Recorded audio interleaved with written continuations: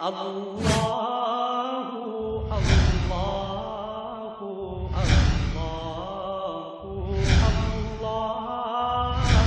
اللہ اللہ۔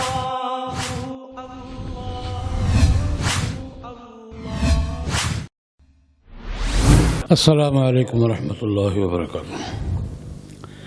الحمدللہ رب العالمین والصلاة والسلام علی سید المرسلین وعلی آلہ واصحابہ واتباعہ اجمعین، اما بعد۔ محترم جناب حافظ محمد شریف بنجرآبادی صاحب، محترم جناب سید سلمان گیلانی صاحب اور دیگر معززین، شرکاء، مہمانان اور شرکاء محفل، کوئی خطاب کا پروگرام نہیں ہے، خطاب ہو چکا اور ضرورت کے مطابق، میرے ذوق کے مطابق بڑا مکمل خطاب ہوا ہے، ضرورت کے مطابق ہوا ہے، میرے ذوق کے مطابق ہوا ہے، اور صرف اس میں ایک حاشیہ، چھوٹا سا حاشیہ لگانا چاہوں گا۔ متن تو مکمل، اچھی بات، اللہ پاک مولانا شاہ نواز فاروقی کی علم میں، عمر میں برکت عطا فرمائے اور اسی طرح دین کی ترجمانی کرتے رہنے کی توفیق عطا فرمائے۔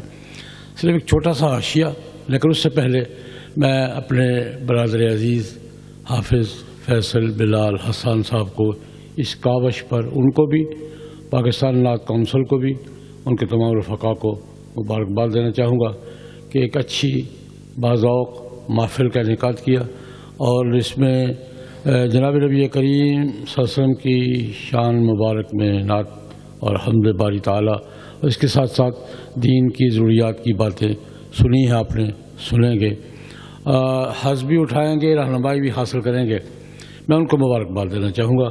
اور میں عام طور پہ اتنی دیر بیٹھا نہیں کرتا، ان کے ساتھ ہم آہنگی کے اظہار کے لیے میں بیٹھا رہا ہوں اطمینان کے ساتھ، ورنہ میں بھاگ جایا کرتا ہوں، آپ کو پتہ ہے کہ میں صرف ہم آہنگی کے اظہار کے لیے ایک اچھا کام ہے۔ صرف ایک چھوٹا سا حاشیہ لگانا چاہوں گا۔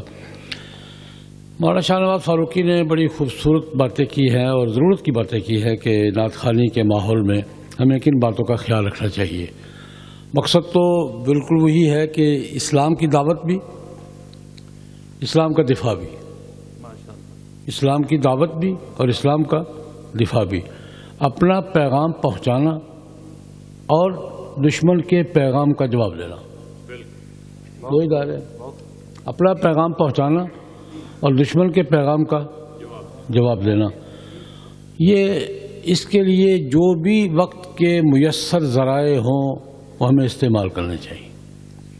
جناب نبی کریم صلی اللہ علیہ وسلم نے بھی سارے ذرائع استعمال کیے تھے جو میسر تھے اور جائز تھے، ہمیں بھی آج جو جائز اور میسر ذرائع ہیں وہ استعمال کرنے چاہیے، اسلام کا تقاضا یہ ہے۔ اس نے آداب کی بات کی، آداب میں ایک بات کا اضافہ کرنا چاہوں گا، بات بڑی اچھی کی، انہوں نے مکمل کی ہے۔ آداب نعت میں ایک بات کا اور لحاظ رکھے جس کا خود جناب نبی کریم صلی اللہ علیہ وسلم نے لحاظ رکھنے کا حکم دیا ہے، کہ ہم جب آپس میں شخصیات کا تقابل کرتے ہیں نا تو اونچ نیچ ہو جاتی ہے۔ دو بزرگوں کو آمنے سامنے کر کے جب ہم ترازو پہ تولتے ہیں نا تو جس کا پلڑا اٹھاتے ہیں اس کے ساتھ زیادتی ہو جاتی ہے۔ میری بات سمجھ نہیں آگے نہیں؟ جب آمنے سامنے کر کے بات کریں گے نا تو کسی کا پلڑا جھکائیں گے، جھکانے میں تو کوئی اعتراض نہیں ہے، لیکن جس کا پلڑا اٹھائیں گے اس کے ساتھ زیادتی ہو جاتی ہے۔ اس کا جناب نبی کریم صلی اللہ علیہ وسلم نے دو مرتبہ خود اظہار فرمایا۔